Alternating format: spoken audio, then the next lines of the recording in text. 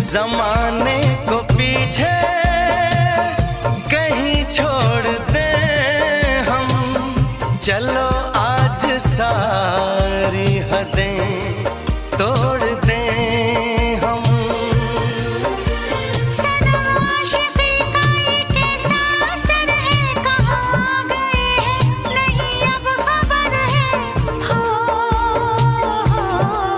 सांस तुम बिन अधूरी